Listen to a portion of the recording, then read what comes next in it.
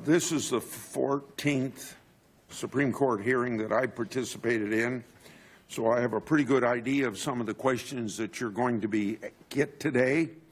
You're going to be asked to make promises and commitments about how you'll rule on particular issues. Now, they won't necessarily ask you that directly.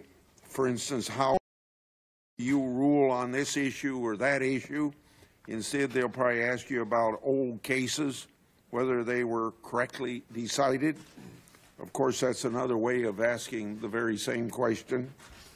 They know that you can't answer, but they're going to ask you anyway.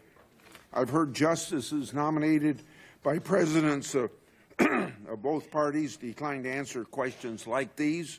That's because, as the nominee put it, quote, a judge sworn to decide impartially can offer no forecasts, no hints, for that would show not only disregard for the specifics of this particular case, it would display disdain for the entire judicial process, end of quote. Now, you probably know that's what Justice Ginsburg said at her hearing, and it's what we call the Ginsburg standard. The underlying reason for this is, of course, is that making promises or even giving hints undermines the very independence that we just talked about. I'd like to ask you if you agree with what I just said. I do, Mr. Chairman.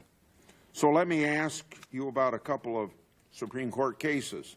In Heller, the Supreme Court held that the Second Amendment protects an individual right to bear arms.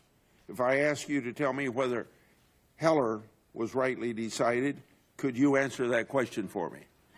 Senator, I'd respectfully respond that it is a precedent of the United States Supreme Court. And as a good judge, you don't approach that question anew as if it had never been decided. That would be a wrong way to approach it. My personal views, I'd also tell you, Mr. Chairman, belong over here.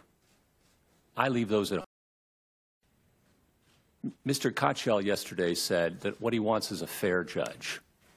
And that's what I wanted as a lawyer. I just wanted a judge to come in and decide on the facts and the law of my client's case and leave what he had for breakfast at the breakfast table. And part of being a good judge is coming in and taking precedent as it stands. And your personal views about the precedent have absolutely nothing to do with a good job of a judge.